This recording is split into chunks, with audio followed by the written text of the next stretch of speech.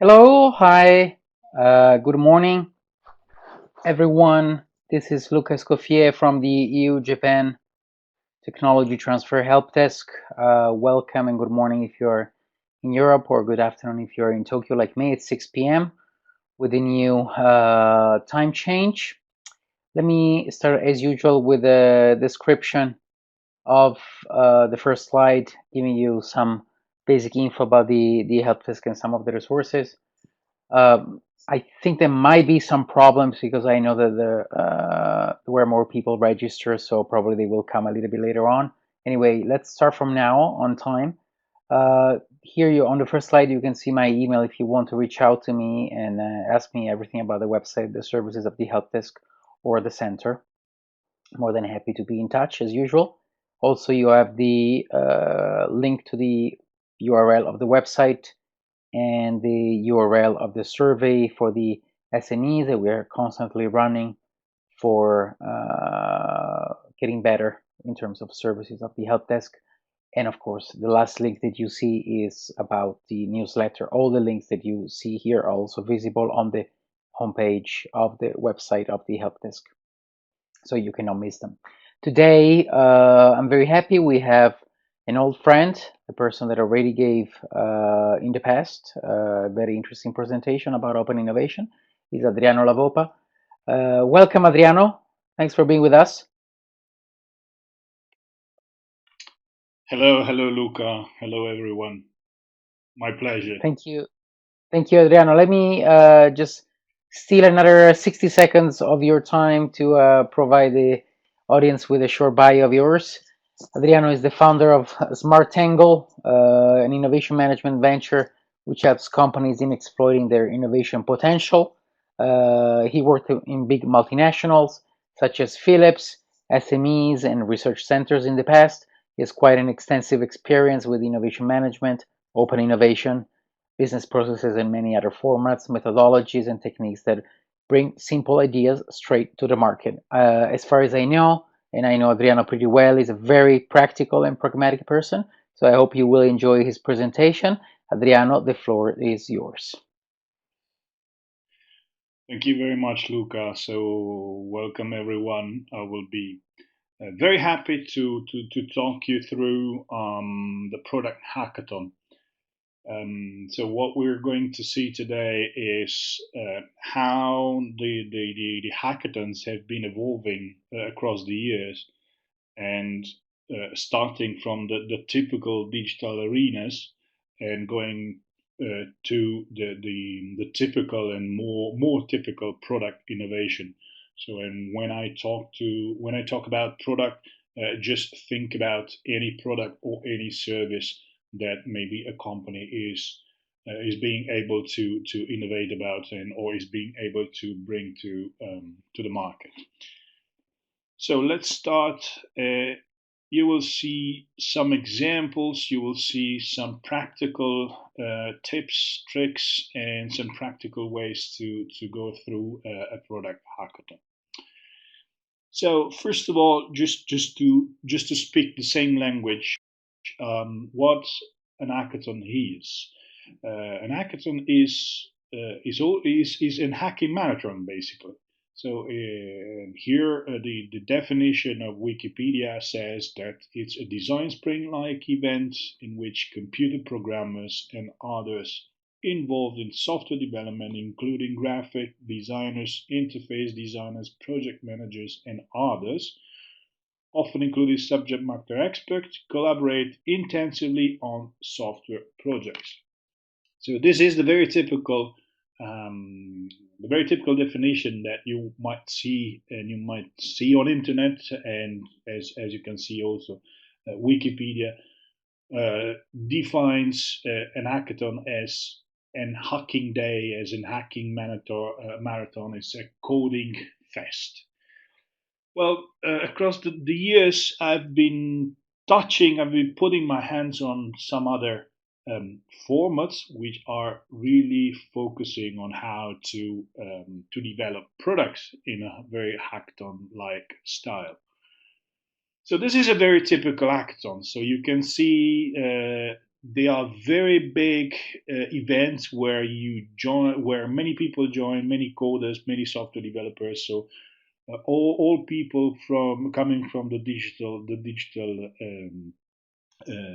environment are gathering together and trying to solve the challenges that typically a company or typically the sponsors of the hackathon will bring to them, and they will spend usually 24 20 48, even sometimes 3 days, 3 full days in coding. There was an evolution. It was very nice. I had the chance to participate to it, and it's the one that you see in the bottom left picture, where it was organized by a company which is also arranging for tents in a very big hall of a fair show, where they were placing tents, and they were giving tents to the let's say to the hackers, so to the participants, so that they could go straight to bed after coding, and then after waking up they could get back into the main hall to start the coding, again. So it's a very intense marathon, as you can see. But as I've been saying, hackathons have evolved in order to address product improvements. So in this case, you see a very interesting website which is maintained by hackers of IKEA furnitures. So you can see here a very a very interesting way of hacking the typical style, the typical IKEA Swedish style, into something, let's say, more fancy, more trendy.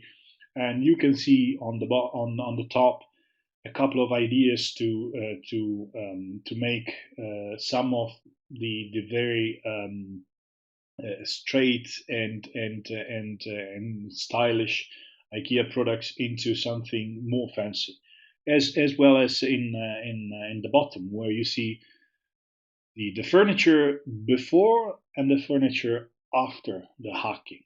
So this is becoming also a trend, and it's very interesting to see how people are hacking also products.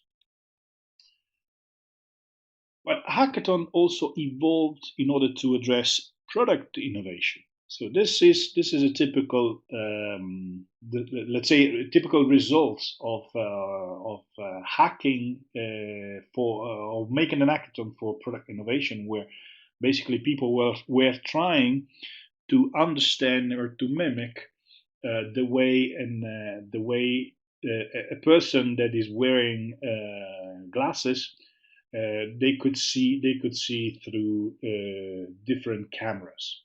So this is also an interesting example on how hackathons quickly evolved into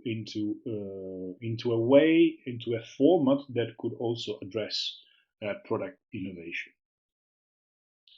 These are also some other examples. So here you can see in the top some of the applications for an hackathon of the very nice and gaming Lego Mindstorm. On the bottom is something slightly different. So on the left, in the bottom left, you see another application of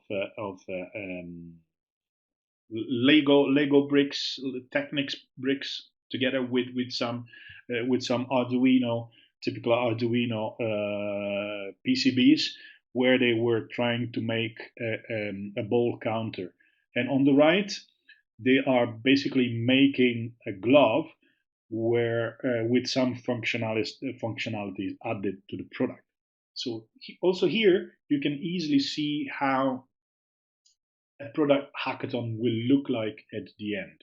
So basically, you are getting out of the room with some interesting uh, prototypes, functional or semi-functional prototypes of your future product.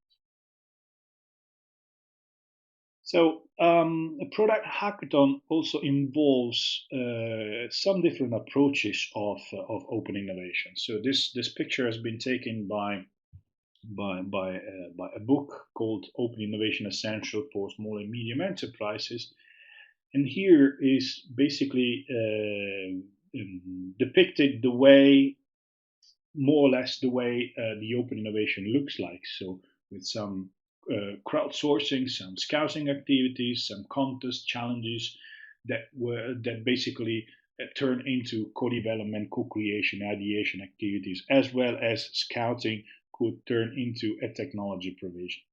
Well, let's try to see where the hackathon sits. Basically here. So it's a way to crowdsource new ideas from different people, from different teams, usually multidisciplinary teams. It's a way to do a contest or to solve a challenge of a company or of the sponsor of the event.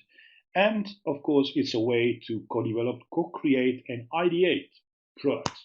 So basically, is a set of people that are gathering together in order to create a new product in a very typical hackathon style. So basically, joining together, joining forces, co-creating, ideating together, creating a very interesting product, and at the end of the day, at the end of the week, actually, they get out with an interesting product.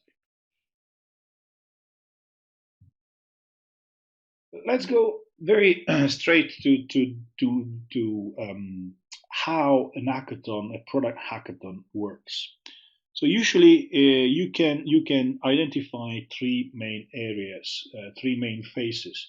So the first one is the preparation phase. The second one is the hackathon, and the third one is, of course, once you get out of the hackathon, you have to understand, you have to validate, and you have to further develop the product that comes out of from the actor.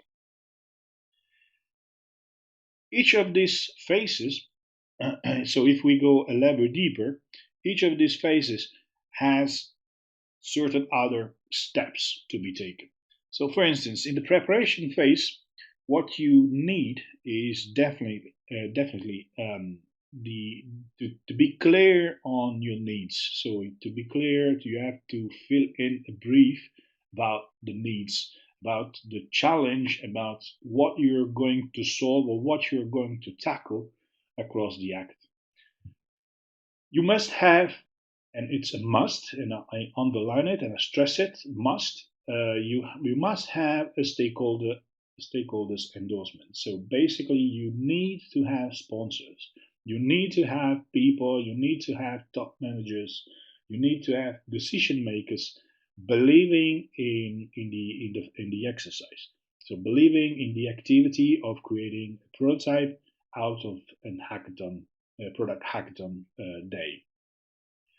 You need to target participants. You need to understand and you need to figure out who is going to participate to the hackathon. So you need to understand who you want to bring into the event.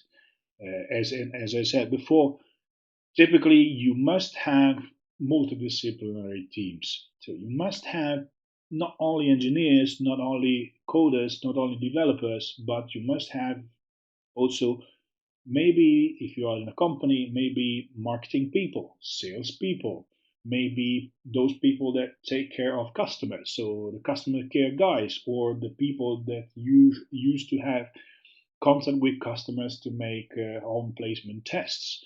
So all these kind of people will be a source of a different perspective, a different point of view in across the hackathon. And these are very important point of views because will complete the way you're going to propose the new product and the way you are going to model the business around that product that you want to place on the market. And last but not least, of course, you have to start to prepare the event because let's say the most important part is indeed the preparation, because then the hackathon almost goes by its own. But of course, you have to prepare it carefully with a very careful script as well. So, as I said, defining your needs is essential. So, it's very important that you're clear on what you're going to tackle. So, this is not trivial. Believe me, this is not trivial, nor in small companies, neither in bigger ones, because defining the needs is, let me say, it's a kind of a hard, but you need really to focus on very specific um, things, and you need to be very clear on what you're going to do. So, for instance, you have to align to the strategy of the company. Otherwise, you take the risk of making and developing something that will not fit into the roadmaps, for instance, into the product roadmaps. You need to be clear on what your team will be, your teams will be, what will be the budget that you are going to have for running the event, and who will be your stakeholders, because you need also a kind of stakeholders management in order to also be able to sell the idea, to sell the new products that you are going to develop across the hackathon to those stakeholders. You need to be clear on the lead time.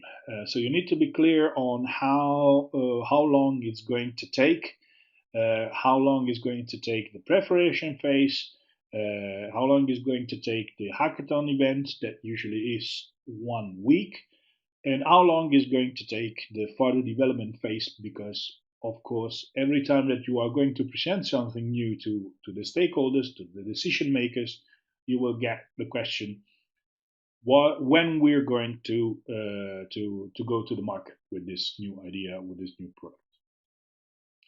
You have to be very clear on how you're going to evaluate the product. So you have to be clear with the evaluation criteria. You have to bring in any benchmark that you were finding around. So anything that could help you in better focusing the challenge, the needs, and better focusing on what you are going to improve, or what you're going to bring into the new product that you're going to develop. Um, you have to be clear usually, so this is just a suggestion. You have to decide about the top three concepts that are coming out of this hackathon event. So I'm saying the top three, but of course could be also the top one, around which you're going to build a very solid business model, and the selection reasons. So you have to be clear also, why did you select that specific concepts, those specific concepts. Last but not least, you have to be clear on highlighting what will be the business impact and what will be the business model to place the product into the market. Otherwise, you have half innovation.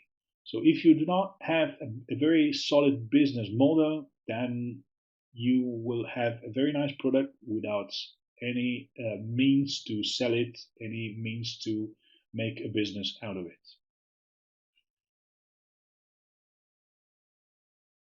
So some tips and tricks in this preparation phase. So you have to identify your needs clearly. You have to align your goals to company strategy. You have to buy in all your stakeholders and all the decision makers, because you must have the support from a sponsor. You have to create some interest across the company. So if you're running it through the company, because um, you will have many innovators within a company. So you need to have these people. You need to create the interest. You need to foster the interest. And you have to communicate and create awareness around the event, because otherwise people will not know. And last but maybe the most important thing, you have to secure a budget for running the event. So what you're going to avoid is, of course, the I don't know mentality. So that's why you need to create interest. You need to foster awareness. You need to communicate it properly. You need to be clear on what is going to be. So try to avoid the I don't know mentality of people that will maybe later on come to you and say, "But I didn't know. But I didn't know that you were going to solve this challenge. I didn't know that you were going to ask for this budget." So be very clear on and ask the typical foolproof questions to yourselves in order to avoid this issue later on. You have to avoid to be unclear or to have partial needs, because otherwise the hackathon will turn easily into a failure. So be very clear on what you're going to tackle. Um, Please avoid to not have a script of the event. So when you're running an event, you usually use a script because everyone organizing or everyone participating in the organization of the event must have a very clear picture on how the preparation of the event and how the event is going to take place. And of course, avoid that stakeholders will not commit. So if you're doing something, be always sure that you have sponsors on your side. So this is just an example of a script for an hackathon. So I've just drawn down a line. So what's the action? So invite the team to the event. Then what's the detailed description of the action? So create an invitation for the team and is going to join the event. How long it will take? About 10 days. Who is going to do it? Jane Doe. And who are the stakeholders? John Doe and Chi Chen. And maybe some notes just to have in mind what is going to happen or what you should care of. So in this case, take care of multidisciplinarity of the team.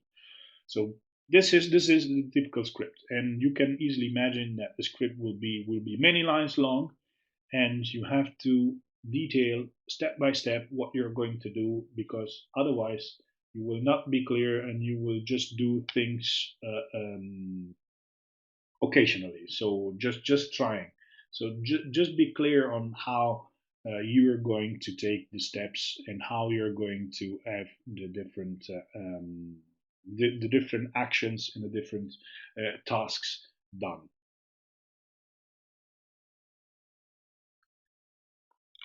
So then once the hackathon is prepared, of course you have to do it. So the hackathon is, as I said, is typically taking a week, so 5 to 6 days. So it's really depending on the complexity, or it's really depending on, let's say, uh, the way you would like to run it. So you start from generation. So generating the ideas, brainstorming about ideas. Then you explore. So you try to understand if there's something on the market, if you have benchmarks in the room, if you have other products of competitors or other products of other companies that could easily make you clear on how you're going to develop the new product, the new prototype. Then you have to develop it. So you have to make it, you have to create maybe a code, you have to create the prototype, you have to maybe 3D print some of the parts in order to make it work. Then you have to refine it, and at the end of the week, you are going to consolidate in order to be clear on what will be the future product and how the future product will look like. So there are two places where you can invite clients or customers.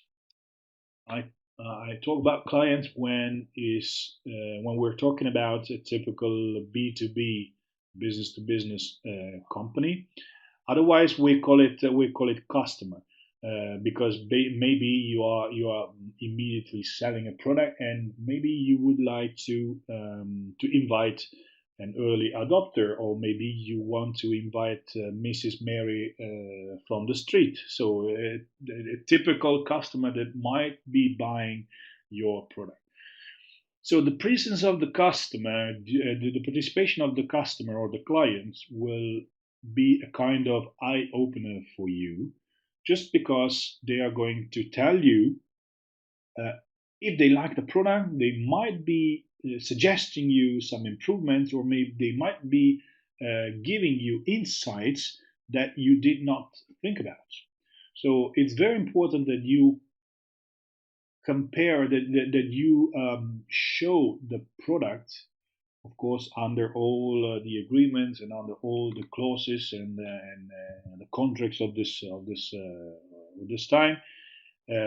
But you have to bring in some people from outside of your company that will give you very, very valuable and important insights. So usually I use my our speed process for Hackathon.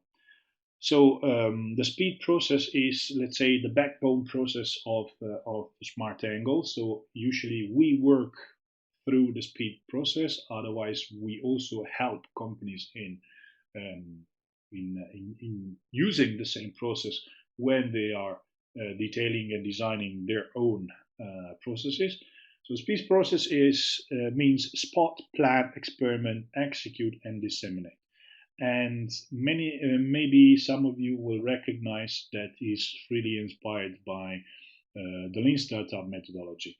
So it's a way to identify the process, identify the needs, identify the challenge, plan across the time. So plan the activities, experiment, then executing, which means once that you have been finding the right product, the right prototype, then you develop. And then disseminating means you are launching on the market, or you are making it available for someone. So here you can easily see also the way a typical product hackathon will develop. So I've tried to make a parallel, and so here is basically the typical hackathon event. So you generate, explore, develop, refine, and consolidate. So I've added an additional circle, an additional cycle, because during the development and the refinement phases, steps, basically you're trying to do rapid cycles of development or rapid cycles of refinement. Maybe when you invite a client, because you really want to be sure that your product is exactly the one that your customer, your client is going to like, is going to buy. So also here a little bit of tips and tricks. So be sure that the facilitator or facilitators shall be strict on timing. So during the hackathon event, you have to be very strict. You have to give the time to the teams. Otherwise, they will work forever. They will develop the prototype forever. So all participants shall be focused on the goal. So avoid distractions. Avoid people getting out of the room to take calls or to participate to other meetings. So if they come and participate to the hackathon, they will be is like they are taking one week holidays. So they have to be 100% focused on working on the hackathon and working for the hackathon. So no distractions. Be clear on how the hackathon will work. So explain at the beginning how what they are going to do, and how they are going to do, what will be the phases. Create motivation. So all the people must be motivated. Otherwise, it might result that some team members will be kind of detractors or will slow down the pace of the different teams. So involve the final client or customer. So as I said, this is very important. Mitigate behaviors, uh, and this means basically that usually in those kind of events and those kind of workshops, you have people that are more extrovert than others, people that are more leaders than others, people that are more talkative than others. So try to mitigate these behaviors and try to balance the participation, the suggestions, and the way all the people in the team will provide insights, will provide ideas, and will generate ideas, and create moments of sharing. So uh, after every day or after every step you're going to take during the hackathon, try to create a moment where teams will share what they have done, because I've seen in the past that maybe two teams were doing more or less the same thing. Then they decided, okay, why don't we work together? Why don't we develop the same product very similar, or why don't we develop a product together? So this might well happen. So let's happen. Some other tricks. So avoid to not give uh, enough time to experiment. So give time to experiment. So this is more a tip than a trick. So people, team members have to be able to experiment across the hackathon. So to do their the way the product can work, or to experiment the new product. Um, Avoid people staying in the room. So if they have prepared a product, or if they have an idea of the prototype, let them get out of the building. Maybe going to other teams that are not participating to the hackathon, and ask if they like the product, or maybe run a very short survey, or maybe call a friend and explain what they're doing. So try to foster this behavior, so to get out of the building to get some insights. And of course, do not avoid that clients and customers will give insights. So invite them uh, to the event, because their insights will really be an eye opener for all of you.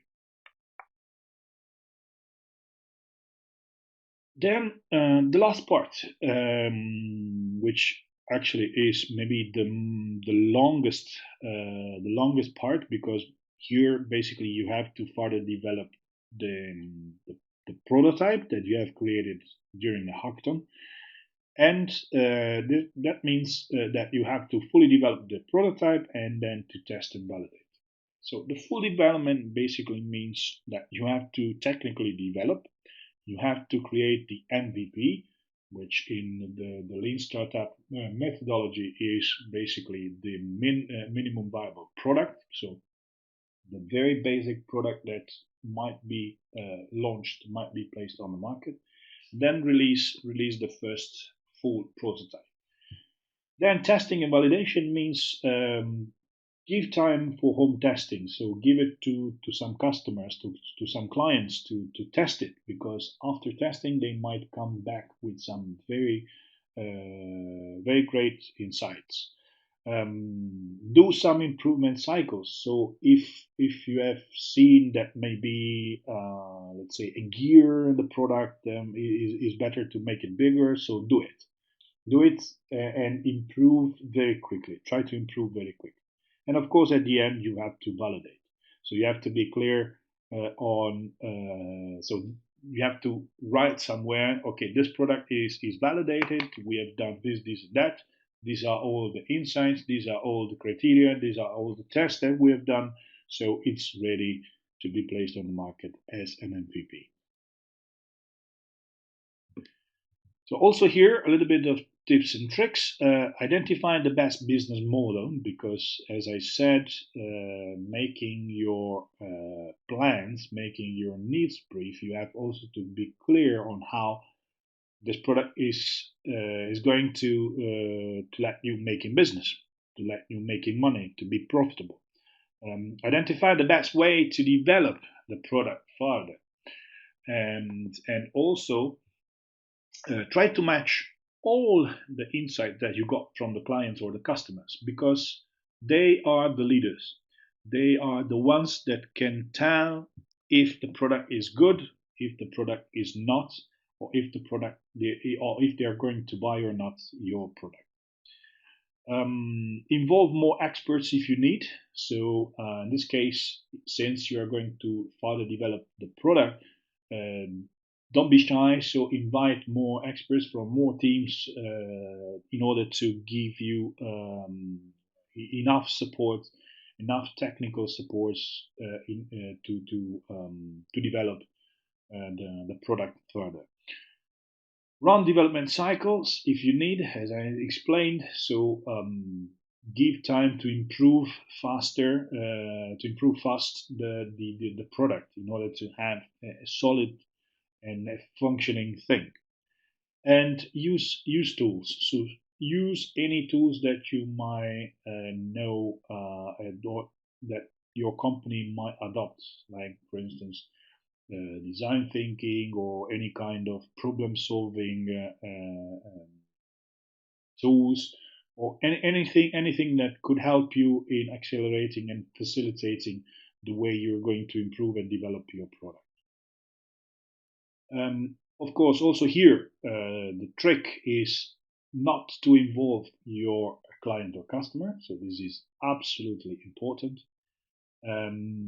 Be Another trick is not to be clear on home testing. So when you're placing the product in a home of a customer or in a company of a client, be very clear on how they could use, make all the agreements, be clear that this is a prototype, be clear that maybe afterward you are going to ask them some questions or making them a survey or anything that could help in getting insights from your customer or client.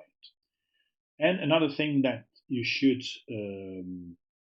avoid is that you will have no assessment or evaluation cycles. So these are important things. So you must have the time and you must allow yourself to have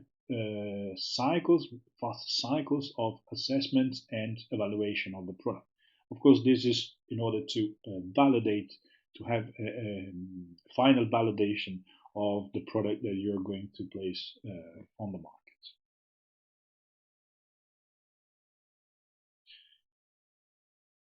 So these are the three main phases. I hope I gave you enough insights to understand how usually a product hackathon works. But of course, I will try to anticipate some of the questions that might come from the participants. So usually some recurring questions that I got are: is it also valid for SMEs? Yes, it is. So product hackathon is valid for anyone. It's valid even if you want to make a new hamburger into your pub. So it's valid. It's valid. You could do it, and it's a very simple format. Of course, more or less complex depending on how complex is the challenge, how complex and structured is the company, but it's for anyone. Is this applicable for B2B or B2C? So, as I said, I talked about clients or talked about customers. This because is for B2B, for B2C businesses. So, do not be afraid of using Product Hackathon also to make a new product for your business clients. Do I save time and resources by using it? Of course, you do. Because the hackathon is typically an acceleration format, so where you basically get out of the room with some interesting products that you might be thinking to further develop and then place on the market. How long is it taking? Well, this is really depending on the complexity of the challenge. But usually, I've seen hackathons taking place. I mean the full event. So starting from the preparation, ending to the further development, that could easily take maybe a couple, 24 weeks, 30 weeks. But usually the hackathon is taking just 1 week. Preparation phase between 9 weeks, 10 weeks maximum. And of course, the most tricky part is the further development, because after the hackathon is done, you need to place the thing on the market, and you need to place a new product on the market, maybe in the very early adoption style. But that is the part that could take more of the time, the most of the time. Sorry. So it could be long, but again, it's depending on the complexity of the challenge and the complexity of the product slash prototype that you want to develop. Shall we involve the engineering team? Of course, you should, but do not just involve them. So be clear, and ensure that you are going to involve a multidisciplinarity. So this I will never stop saying again, because it's extremely important that you have very different um, point of views and perspectives about what you're going to develop. Is it just for physical products? Yes and no. Yes, because it's a product hackathon. No, because you can also develop a service. So you can also develop a service, for instance, making a platform for selling a product, for making a platform for e-commerce. That could also be, let's say, a typical way to go through a product hackathon. Sorry for the noise, Luca. How we would like to proceed, because this was absolutely unforeseen. Thank you, Adriano, first of all, for the presentation. I don't know for how long do you predict the carpenters will be in the room. I am so sorry, but this was not at all foreseen. So I have just a few examples, but really, I would stop then here. All right, you well, I would leave maybe the floor to the audience. I do have a question. I don't know if you can answer with the background noise, but let's see if someone has a maybe a question from the audience here in the chat window. So you can type it, and maybe we can read it aloud and see if Adriano has the possibility to answer.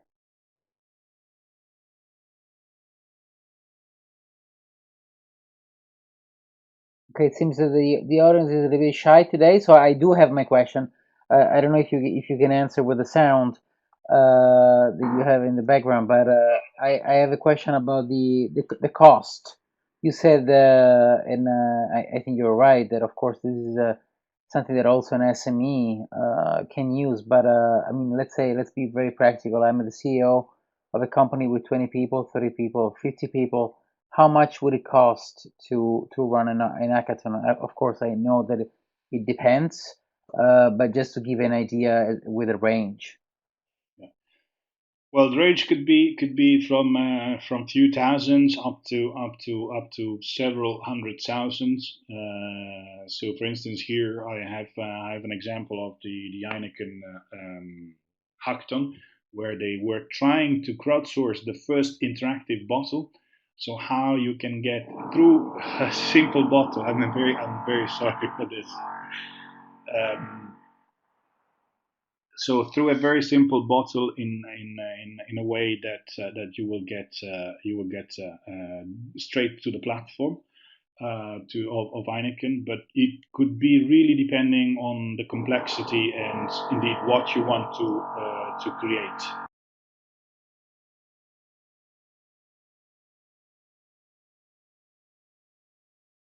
I understand, and I also understand that it's a little bit difficult to move forward.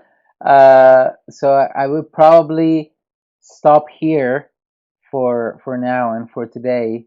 And of course, I would like to thank once again Adriano for being with us. Luckily, the sound arrived at the very end of the presentation, so we enjoyed the rest. And of course, I guess that if everyone has questions, they might be directed directly to Adriano, and I'm sure that he would be more than happy to give you an answer. Or you can send an email to me, of course, and then I can just forward it to Adriano. He will be happy to answer. Um, Let me see here. There is perfect. Maybe Adriano, if you can share your email with the group. And also there is a question from Christina that I don't know if you answer. Perfect. Adriano, thanks for sharing the insight and your answer with the group. Once again, luckily the sound caught us at the very end. So thanks, Adriano, for today. It was really insightful, very helpful. Don't worry. As usual, the presentation and the video without the sound will be posted online. You will be able to watch it again, share it with your friends and colleagues, and we will meet you next time for the next webinar number 23.